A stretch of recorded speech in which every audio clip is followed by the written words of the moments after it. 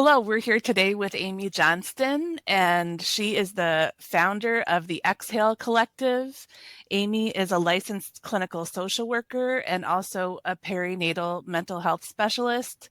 She is a clinical director at Urban Wellness in Chicago.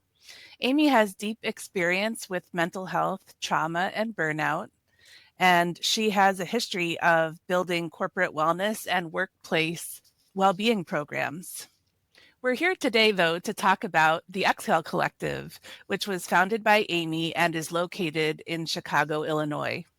Its mission is to create retreats for women to disconnect, slow down, recharge, and rediscover joy.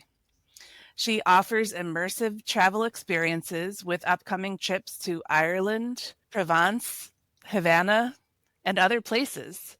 She also has a fund called the Exhale Fund to help subsidize travel for women who need financial support, with the idea of increasing accessibility to travel.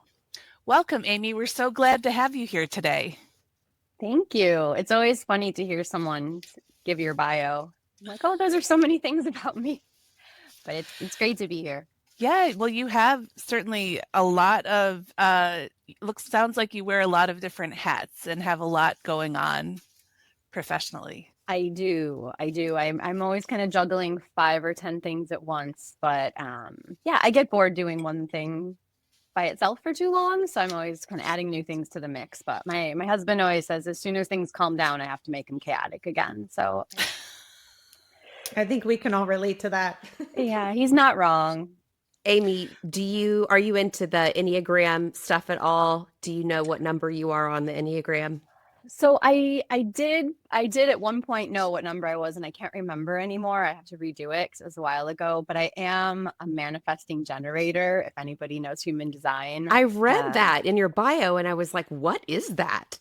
yeah, human design. So it's kind of like astrology, I guess. Like you put in like your day and time and place of birth, and it depending on the moon and the stars at the time you were born, I guess you have different like design, and mine is a manifesting generator, but it really means I do lots of things at once. I pivot. I'm a quick start. I have lots of ideas and lots of things going on. And to other people, it might look kind of chaotic, but it all makes sense for me. So yeah, it's once I started reading more about it, I was like, oh yeah, that actually makes a lot of sense. And that is how I operate. Yeah. I love human design. I'm actually a generator myself, but my husband and my younger son are manifesting generators. Oh, wow. So you have a busy house. Yes, definitely. Yeah, always going. I don't know what my husband is. I should do his. Probably something very slow. Like he always thinks I'm crazy. Well, Amy, I know that you work as clinical director at Urban Wellness, correct? Yes. Okay, and that's with our good friend Maureen, who I have used as a mentor for so many years. She's just been fantastic for just all things group practice and with the group practice exchange. And so tell me a little bit, I'm curious about what that evolution looked like for you when I'm assuming you're kind of functioning as a therapist day to day, you're seeing clients, and there's this manifesting generator in you that's like, okay, I got to mix this up somehow. How does it get to Exhale Collective? And tell us a little bit about that. Yeah. So I'm so lucky to work at Urban Wellness with Maureen. She's fantastic. So, before I came to Urban Wellness, I was working at Lurie Children's in the ICU. And so I had a whole kind of burnout story there that maybe we'll get to at some point. But I moved to Urban Wellness initially because I thought I just need a nice, quiet, slow-paced role where I'm not running around all day long. I had 2 little kids. I wanted to have a chill job as a therapist. And, my office at Urban Wellness is like 3 minutes from my house, and my kids' school is partway between my house and my office. And so everything was so calm and simple. And about a year into being a therapist here and seeing my clients and doing my day-to-day, I went to Maureen and I was like, I'm bored. She's like, oh, okay. Well, what can we do about that? And she's great. And she's always like open to new ideas and trying new things as well. We're really similar in our personalities. And so at that point, we started talking about building some education programs, like diversifying from seeing clients full-time to building some training programs. We applied to get our accreditation to give CEUs so we can train therapists. We started creating community trainings. And then we started our Wellbeing at Work program, where I was out in like nonprofits, schools, law firms, all kinds of organizations, teaching and training around mental health in the workplace. So she's incredible. She's like, you want to do something else? We'll build something else. So we built all of these cool education programs. And then probably another year after that, a vacancy opened up here in the clinical director role. And so then I ended up in that position. So now I supervise about 8 people directly. They supervise the rest of our team. We have about 40 or so therapists here. I still run all of our education and training programs, and I see a handful of clients on the side, just a few that I just really can't let go of. They're so great. And so that was all going super well. And every time I come up with a new idea or plan or program, Maureen's always like, yes, let's do it. So we built a program around like growing and developing new grads, because so many new grads want to join private practice now, but they don't have any real experience in this setting. So we created a program called UW Grows, and we give them a lot of mentorship and support. And the next idea that I had, my next brainchild sort of, was that I really wanted to start running retreats, travel, local, kind of a mix of different opportunities for women to really get away and reset. And so I went to Maureen and I was like, I really want to start something, doing travel retreats, taking women away, like getting out of the grind, disconnecting to reconnect. Is that something that you think you would want to do at Urban Wellness? And she's like, honestly, we have so many programs here right now. Travel's not really on my radar, but if that's something you really want to do, like you should definitely do it. And I'm 100% behind it. So that was kind of how I started. She was like, I think that's a great idea. I have a lot of friends that run retreats. It's hard work, but I think you'd be great at it. And basically, like, you have my blessing to start this as a side project if you want to. So it's just a really cool opportunity, because in a lot of jobs, I feel like a boss or an owner might be like, no, you don't get to start a side business while you're also working here. But she was super supportive. So that's kind of how it came to be. When I was researching you this weekend, which sounds creepier than what it is, but I was trying to find, your content. I don't want people to have to repeat themselves, right? Like, I want something new and fresh. And so I was listening to, I think it was a conversation with you and Maureen on one of her podcasts. It was a couple years ago. And she was saying how you came to her with this idea and she was just like, okay, go do it. And I think that speaks so highly of you as a person, because she had the intuition to say, like, if she wants to do something, she has the 100% capability to be able to see that through. Versus, I mean, I have some employees that if they were like, I want to do this travel program, I'd be like, okay, like, I don't know that I would be like, awesome, go for it. And I could really feel that relationship that you and Maureen have in terms of her trust for you and the way she sees you as this, like, totally just like balls to the wall entrepreneur. Yeah, I mean, she's so supportive, and I feel like watching her over the past 5 or 6 years has really been an education for me, because she's always like building things, trying things. If it doesn't work, we start again. And so that's been a really cool experience for me to watch her doing that and being like, okay, so I can start an LLC and build a website and, create a business from scratch. Why not? If she can do it, right? So it's been a really, it's like an inspirational, that sounds cheesy, but it's kind of a really inspirational experience working with Maureen. And Amy, for our listeners, can you just explain a little bit about the Exhale Collective? Absolutely. So the Exhale Collective is a community for women who want to travel, want to get away, want to connect with other women. It was sort of born a couple of years ago for my 40th birthday. My husband gave me a trip to Cuba. So he's like, happy birthday, you're 40, you're going to go to Cuba. And he's from Ireland and I'm from Chicago. And so we've always kind of had this inside joke about going to Cuba, and that's where he would run away if so I couldn't catch him there because Americans can't go to Cuba. And so I was like, wait, Cuba? Like, am I even allowed to go to Cuba? I had no idea. And he's like, yeah, I did the research. You can go. There's travel categories. It's a little complicated, but like no better woman to figure out a complicated trip than you. It's like, tell your friends, see who's going with you, but like, you're going. And I was like, okay, challenge accepted. I'm going to Cuba. So I started researching, figuring out like what are the rules, how do you have to travel, what are the, you know, the different ins and outs and details of the State Department kind of challenges. And I started telling people about it. And next thing you know, everyone's like, well, I want to go to Cuba. Can I come too? Can my sister come? Can my friend from work come? And before we knew it, we had 12 women that were like, let's go to Cuba. So I planned an 8-day trip, half in Havana, half in the mountains in Vinales. You have to, you know, stay in private hotels or accommodation. You have to eat in private restaurants. You have to have a full cultural itinerary every day of activities in order to be kind of within our guidelines. Because you can't go for tourism, it has to be under a category called support for the Cuban people. So it was really nerve-wracking because a bunch of women were coming, some that I didn't even know, and they're all counting on me to keep them like safe, legal, you know, having a good time. And it was incredible. We had the best 8 days. We learned so much. The experience was really special. There was so much laughing, kind of laugh till you cry moments. And people that didn't know each other at all, like really bonded and connected. And so it's a beautiful week. It was amazing. And I got home from that trip 3 years ago now.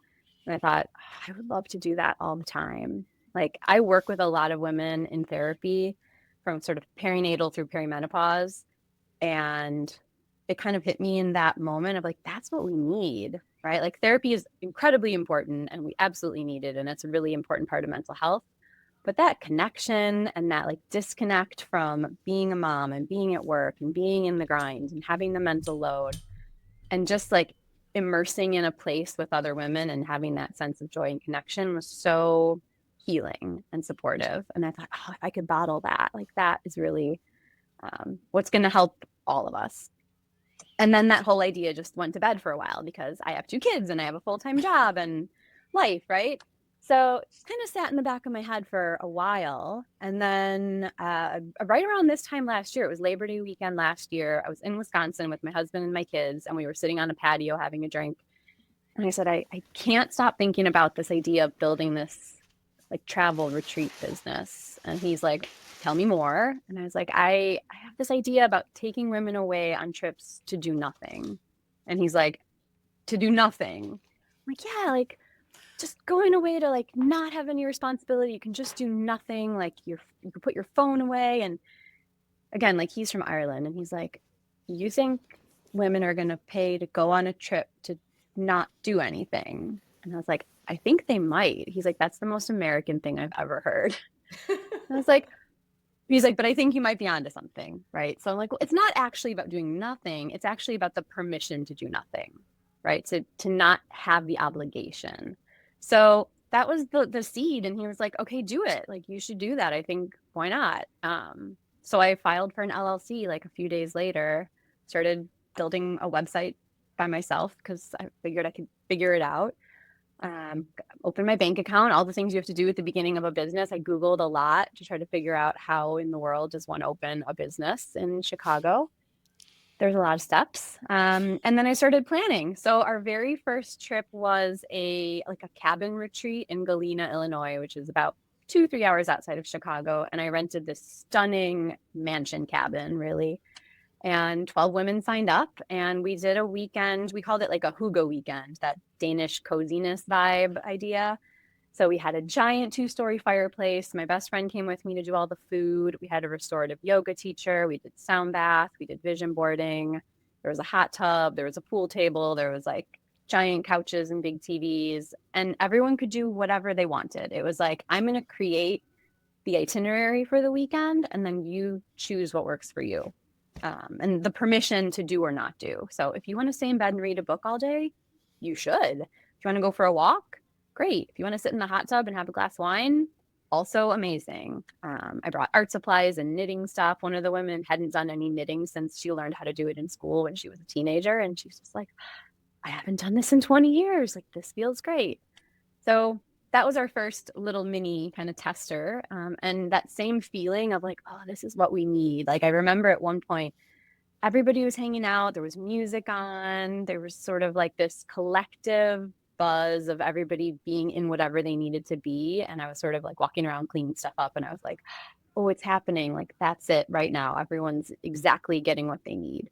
So I just felt like this is the right thing. I'm onto something here. So, and then in April, we did another trip to Cuba. So an official trip to Cuba for the Exhale Collective, and, same experience again. So I'm just sort of building my momentum here, figuring like this is what women need. And it's just about getting the word out and getting people kind of on board with this concept that being with women in an amazing place with no real sense of responsibility is really healing.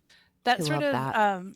yeah, that reminds me of something you said in another interview that stuck with me, which is we need spaces where women don't just rest, they remember who they are.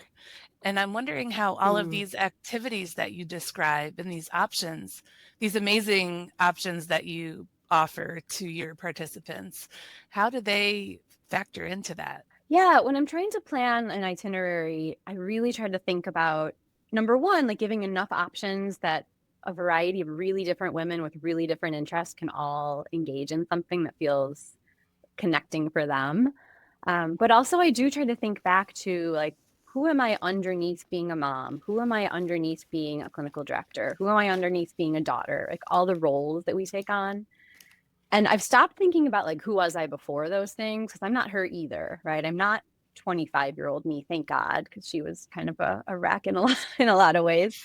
But who are you underneath the sort of layers that we get stuck under? And so for the Hugo weekend, it was really about like creativity and coziness and warmth and comfort. And that was really the theme. So all the activities kind of centered around that as a theme. In Cuba, it was a little bit more about like adventure and getting outside of your comfort zone and pushing yourself to do things that maybe you're a little bit afraid of. So we went on a sunrise hike up the side of a mountain in the pitch black to watch the sunrise over the valley. Do we hike up mountains? Not usually. Have I ever hiked up a mountain in the dark? Only once when I did it in Cuba before, so I knew it was safe to bring a fresh group of people. We went horseback riding in the valley, like out of our comfort zone as city girls that are not usually on horses. We took salsa dancing lessons from a professional dance company in Havana. So far out of our comfort zone, right? So we pushed ourselves in ways in Cuba that wouldn't be kind of in our comfort zone, but actually really helped us to grow. And so that was sort of a theme around the trip, but all the activities sort of had a little bit of an echo of that. And that's another way of like reconnecting with ourselves, because we are adventurous underneath all the shoulds and the have tos and the like, oh, I wish I could. And so finding ways to reconnect with that sense of adventure, I think, is something that we lose a lot along the way, because we have to be cautious and we have to be on time and we have a schedule to keep and we have the calendar either in our phone or on our wall or in our brains. So that was sort of a theme there. And then we're coming up on a trip to Ireland next April. And that one is really about like nature, food, like farm to table culture, connecting with like the outdoors and the transformation of like nature to table and culture and all those things. So the theme is all around that. But so we'll be doing like a big walk around the countryside in Galway, but we're also going to be visiting places where they grow the food and going to these amazing little cafes and like eating these like organic 6-course farm to table meals. So there's sort of a foodie element to this one. And, most of us as women, like I ate a Pop-Tart and a coffee this morning for breakfast, and I'll probably have like an instant mac and cheese for lunch because I'm running, right? So Ireland is really about slowing down and connecting with, like reconnecting to that earth, nature, being outside. And when you're a kid and when you're not running all the time, like you played outside and you had the grass under your feet and you'd go running around for hours because you could. So trying to reconnect with some of that. And also in Ireland, there's so much music and art and creativity. And so we're going to incorporate a lot of that as well. So it's just trying to give people options to remember that like you are a person underneath all those other roles that you're carrying. I actually had a mini aha moment as you were speaking, because I love travel and used to travel before I had kids, but then I realized why, and something you just said, it made me realize the reason I love travel so much is I am fully present. I'm getting rid of all of my roles. I am discovering this new person I am outside of being a mom and a business owner and a therapist. So just wanted to mention. I had literally a mini aha moment when you You're were like, just speaking. So thank you for that. yeah. And I love traveling with my kids and with my family, and they're Yeah. great little travelers. Like, they've been back and forth to Ireland half a dozen or more times at this point. Like, they're very good at traveling, but it's a very different experience when you get to travel with your friends or by yourself or with a group of women versus momming in a different place, right? So Yeah. there's They benefits say of both. vacations aren't really vacations when you're just parenting in a less convenient location, right? Sometimes, yeah. Yeah, my sister's in Disney World right now, and she is parenting hard. You need a vacation from that vacation.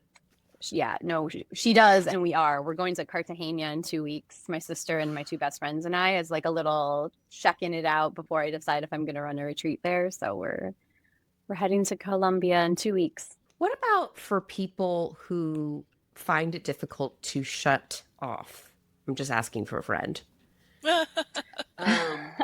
You know, like you get someone that's a little neurotic, type A, their happy place is in the doing, not the human being, but the human doing. How do you help them reset, right? And get what they need, which is probably the opposite action of what their intuition is. What their intuition is. Yeah. I think if they're booking a trip or an experience with me, they already know that it's not really working that well for them, right? If someone really wants to keep doing, they're not going to book a trip to Cuba where your phone literally doesn't work, or to a cabin where I'm going to make sure the signal's not great, or I'm going to encourage everyone to put their phones away, and there'll be a little peer pressure if you're, checking. So I think that just by natural selection, women that are joining the kind of things I'm working on, at least there's a part of them that wants to put that down. So trying to tap into that and being really compassionate about it. It's hard. Like, I can't shut down either, right? I'm also a human doing a lot of the time. So I think naming it, acknowledging it, and helping people kind of ease into it at their pace. So if it's only a weekend trip, it's like, okay, let's, do what you need to do right now for this little bit. Yeah. And like, put your away message on, make sure everybody knows that you're out of, availability. And then let's like take it 24 hours at a time, or 12 hours at a time, or 2 hours at a time, right? It's like, do you want to put your phone away for 2 hours? And then in 2 hours, see how you feel. You might feel great and actually like don't need to check it. Or you might have something really important and essential that you actually can't walk away from, but you're going to put handles on it and say, okay, I'm going to give myself 20 minutes to go handle the situation. And then I'm going to put myself back into the experience. So I think you have to be like kind. If people have been for decades doing, it's not easy to switch off right away. But once you do, it's fantastic. Like when we went to Cuba the first time, I don't think we realized how little connection we would have. We thought that there would be like a way to connect to the Wi-Fi or something. I don't know. We thought we weren't sure. There wasn't. So for 8 days, we could call home, but it cost like $4 a minute or something. So it's not a cheap thing to do. So I called home once a day to check on the kids, and that was it. Like we were disconnected. And the first few days, people were like picking up their phones and forgetting that you couldn't find any internet connection. And then after a couple days, we just all stopped. And by the end of it, we're like, oh, this is so nice. So it's sort of getting over the hump and being just really sympathetic and compassionate that it's not easy to disconnect, but there's a promise that on the other side of it, you're really going to feel the benefit, and it's temporary. We're all going to go back to work at the end of this trip. We're not going to disconnect you forever. But the reason you're coming is really to help let some of that go and be really present. So I think one of the main priorities of these trips are mindful presence and being where you are. And so kind of want to honor that. And you're paying a lot of money and taking a lot of time to leave your kids, leave the country, leave your work. Like you really want to enjoy all the benefits of that. I just feel like first off, the moment I saw your website, I was just like, oh my God, that's beautiful. Like it's absolutely gorgeous. You just get the call to action right there when you open it up. It's amazing.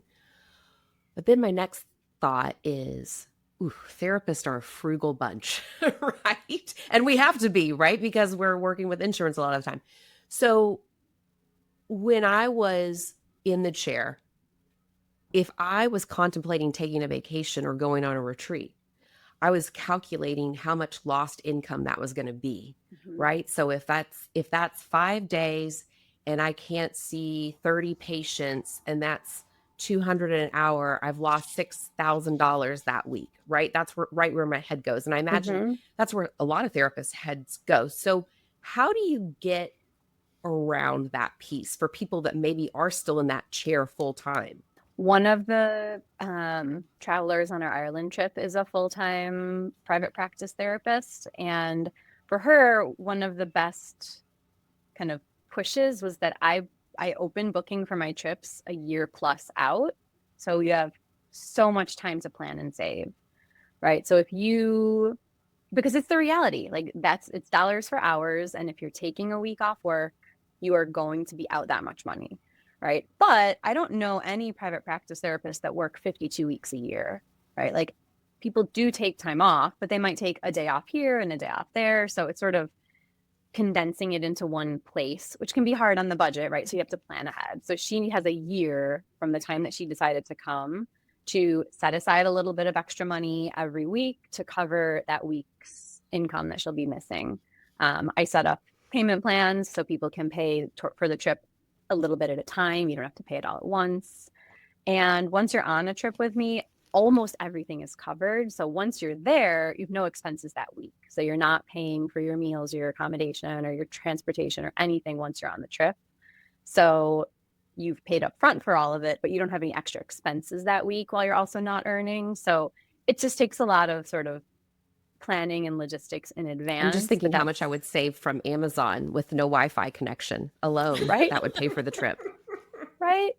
So it absolutely takes a little bit of figuring, but I know for her, that was what she said, is like the fact that I'm booking this now and the trip's a year from now means I have 12 months to figure this out. And when you break up that 1 week of income that you're losing over 12 months, that's not that bad, right? If you're saying you're losing, $6,000 in income or whatever, that's $500 a month, which is not insubstantial, but you can kind of plan for that as opposed to getting to that week and being like, how am I going to pay my bills without this and as income? you said, no therapist really works 52 weeks a year. So you're eventually going to lose that money at some point if you look at it that way. People do take a week off. They just don't necessarily take a week off and go to Ireland or go to France themselves, or go to Cuba. Right? Sure. But, if you're not taking at least a week off every year, I'm worried about, your own burnout and mental health as a therapist. So we should be planning to take weeks off. I'm so excited to talk to you, but I want to give everybody else a chance, but I have one more question. So how do you take care of yourself after these retreats? Because I imagine the therapist in you feels a need, like you're hosting this, you want to curate it for everyone. You're seeing people's needs. You're like, oh, are you getting that? Laura, take time. Laura, we talked about that. And so like you're on for 8 days. Yeah. So I guess I'm curious, how do you take it from, it's not just like I'm like facilitating a girls trip and it really is this sort of like higher elevated experience because you do have the expertise to back it up. And then how do you balance also like not completely burning out yourself after doing that? That's a great question. I remember I got home from Cuba and it was an amazing week.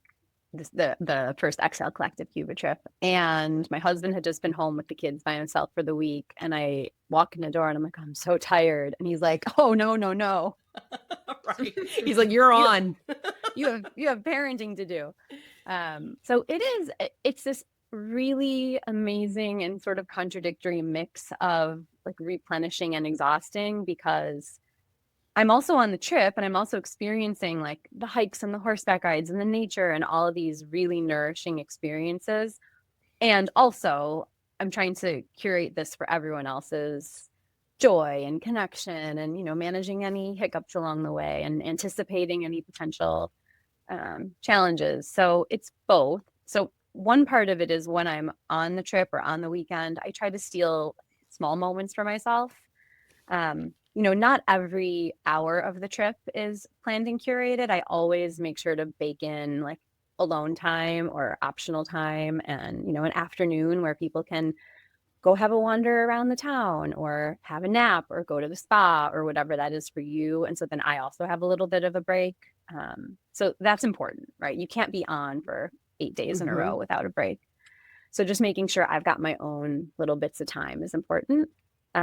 Something else that's just worked out so far is that, like, on all of my trips and experiences so far, like, a really good friend of mine has joined the trip. So my best friend came with me on the cabin retreat to help like cook and clean and organize. So just having like a partner that you can kind of hand things off to logistically is really helpful. In Cuba, one of my really good friends joined the trip as well. And so like when we were hiking, one of the women on the trip was having a harder time. And so like I was able to stay behind and kind of take care of her a little bit. The friend could like make sure that everybody else was moving along okay. So having somebody with that can be like your wing woman, I think is a really helpful part of that. Just you never know if something's gonna get a little crazy. So having someone that you trust that's there to have the experience, but also like can be pulled in for assistance is a big part of it. And then for me, like just the day after I get back, I can't come right back to work. I know I can't be like in the chair seeing a therapist or teaching a class the next day. So I have to give myself just that little bit of buffer. And it honestly is just like sleeping and unpacking and getting the laundry in and sort of getting that reset. Because whenever you come home from a week away, I feel like you get a little bit of that vacation hangover anyway. And so for me, I feel like it's just a little more intense because, like you said, I've not just been away, but I've also been on. So just trying to give myself that buffer. But so far, that's been working. And I love the trips and the travel and experiences so much that it is still really nourishing for me.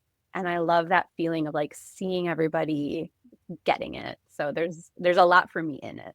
Well, if you had some advice for a clinician that might be listening and they are feeling very stuck in the grind, do you have advice for how to make a micro shift maybe in their everyday, like day to day, if they can't, join one of your retreats or trips right now? Yeah, I think, micro shifts are really important because when we can do tiny things consistently, it really does make a difference. So something that I think about a lot. So I lived in Ireland for 5 years before I came back here and became a therapist, and I loved living there. Loved the pace. I loved the nature. I loved just like how life felt there, and it feels different.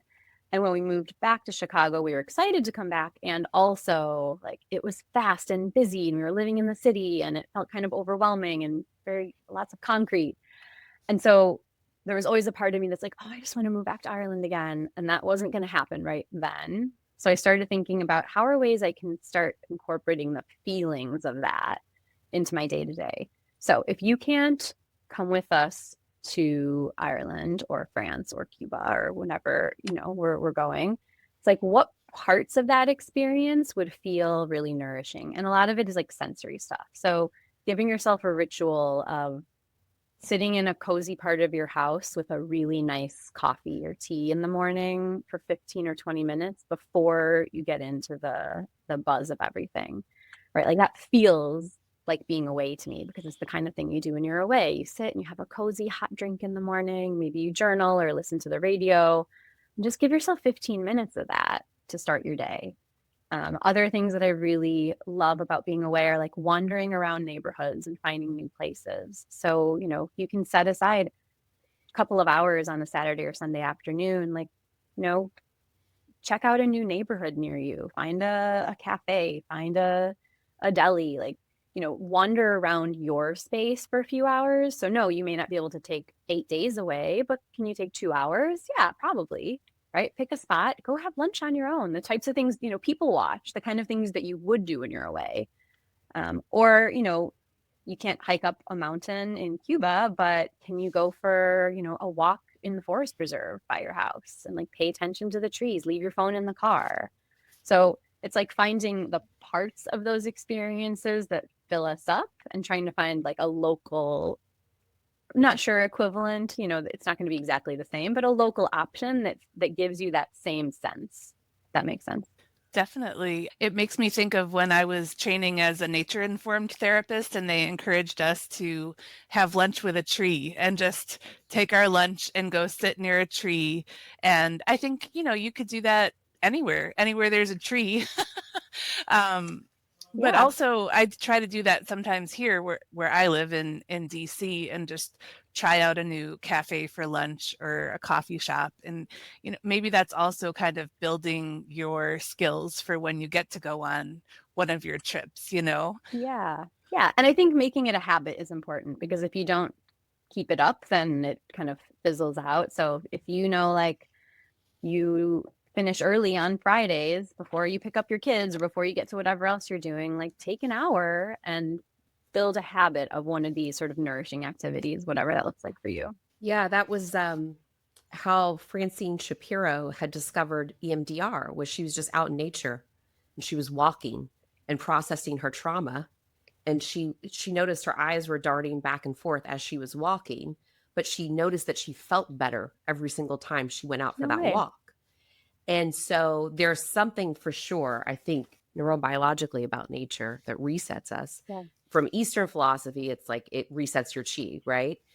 And then there's definitely something about what's happening with our eyes as we're out in nature, moving around, that I think we don't get from a screen. And so much of our just creativity and everything has been flattened by being on a screen for so long, I think, for the last couple of years.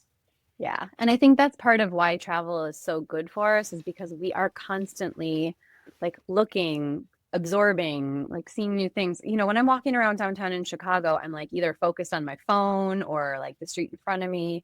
When I'm in another city or another place, I'm looking up. Like I'm constantly looking up. I'm looking at like the architecture and the it's the novelty. signs and the Yeah. so just like that experience of being engaged visually in the world around you is something that when you're in your day-to-day, I think we miss out on a lot. I think when we talk about therapist burnout, which is a common buzz term these days, there's a unique piece to therapist burnout, especially. So when we first thought about the idea of this podcast, we were thinking, well, let's just do, like for clinicians, because all clinicians trade their time for money when they start, right? Doctors, chiropractors, physical therapists. But there's a unique piece in our field that I think we, like if you're a medical doctor, you can hang the stethoscope up at the end of the day.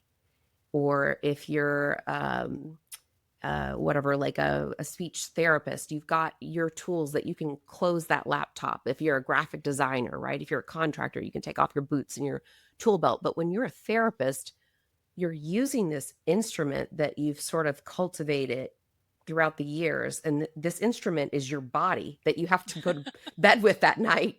And you have to deal with your family and your own life issues. And so I think it's especially hard for therapists in terms of burnout, because there is no, like, I'm just going to hang this instrument up until I come back tomorrow morning. It's all there and it's exhausted.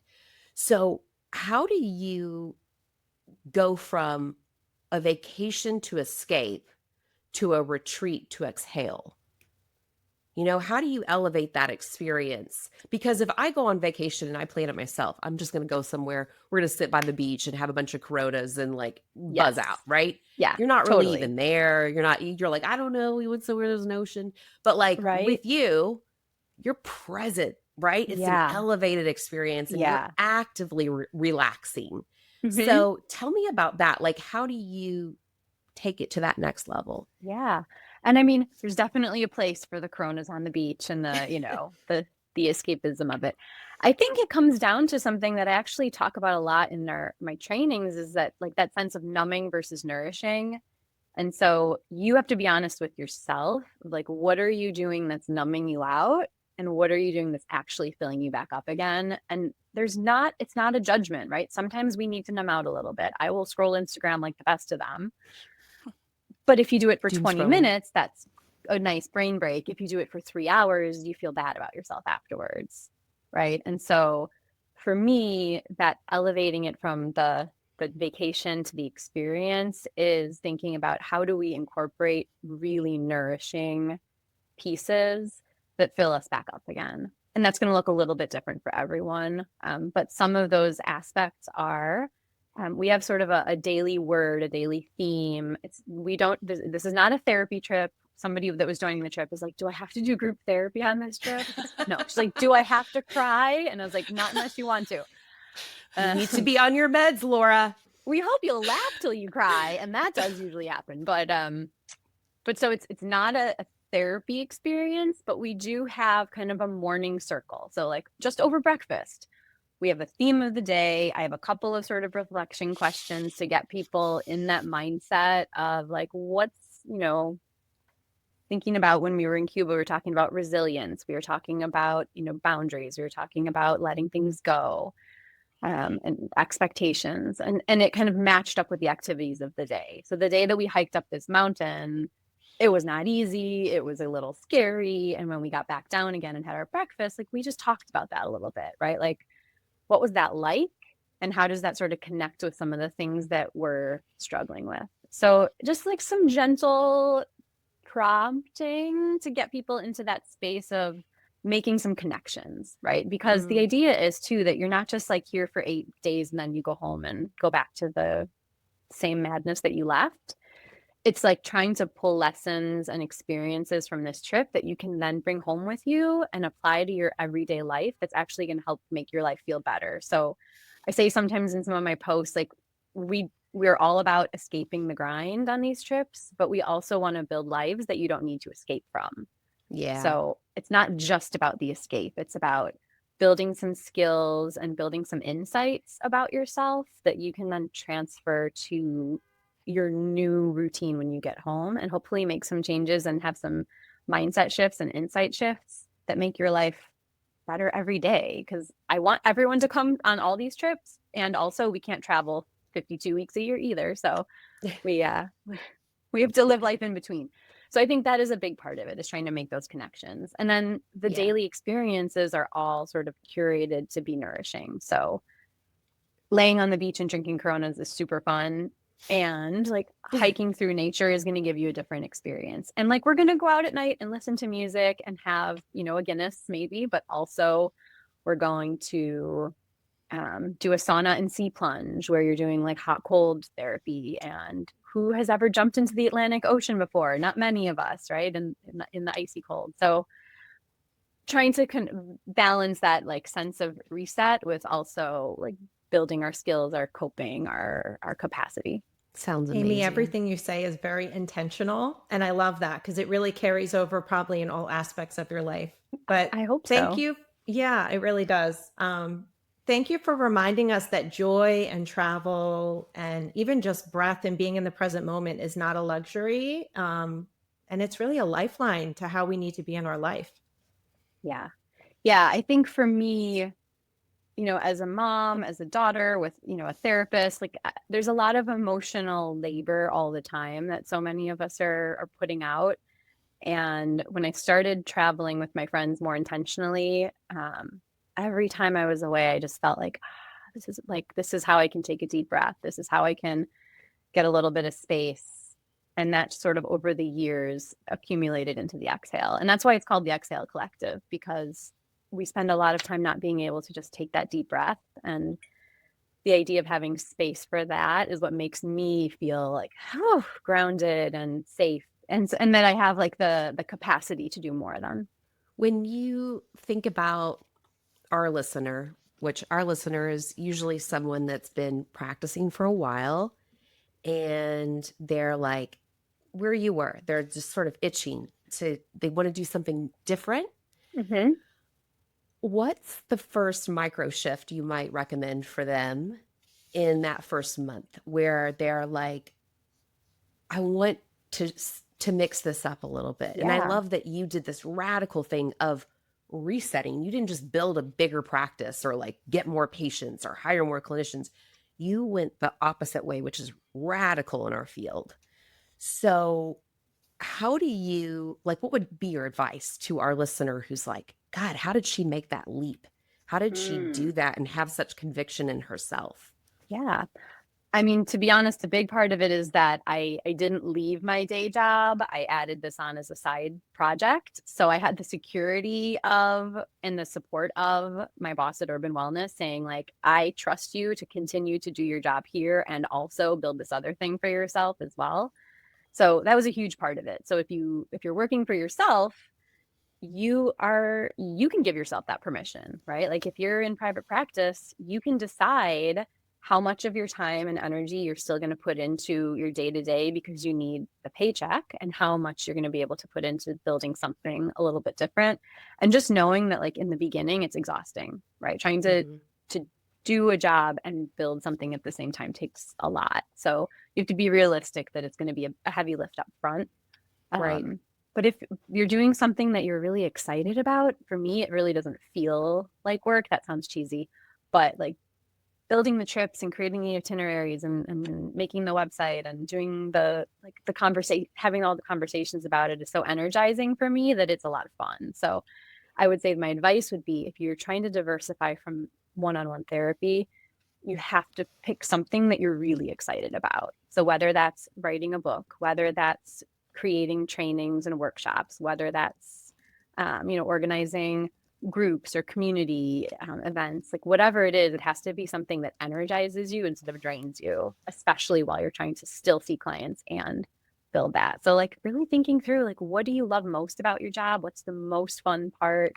Or what's something that you did in the past that was really exciting? And how do you start thinking about how to build that out? And for me, it's always been one step at a time, and it doesn't happen all at once, and you have to go slow and you have to sort of build the momentum.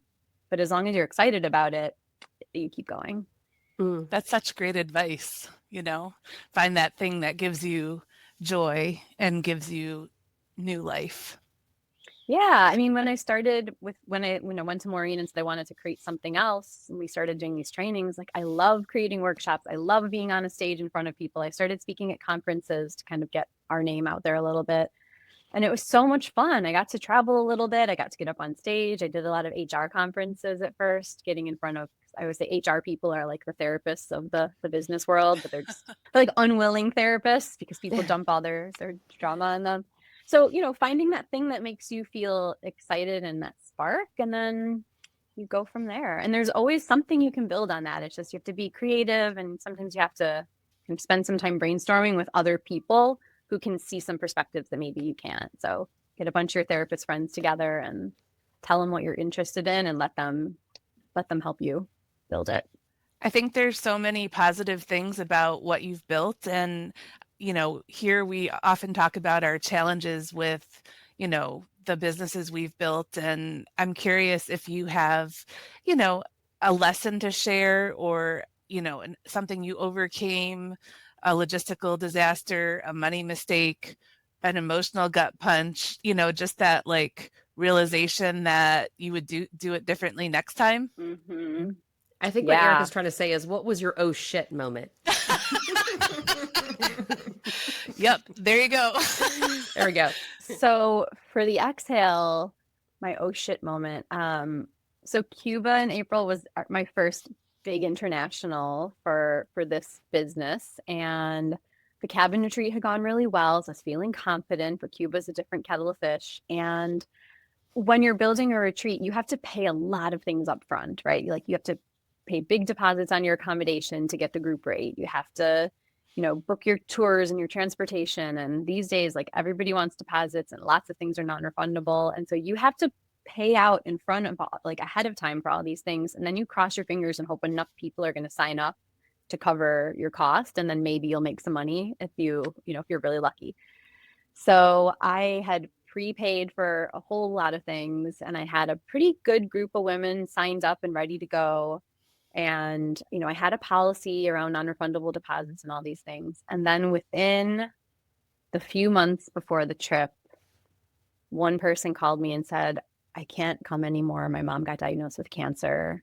I really can't be like away without communication. I'm going to have to pull out.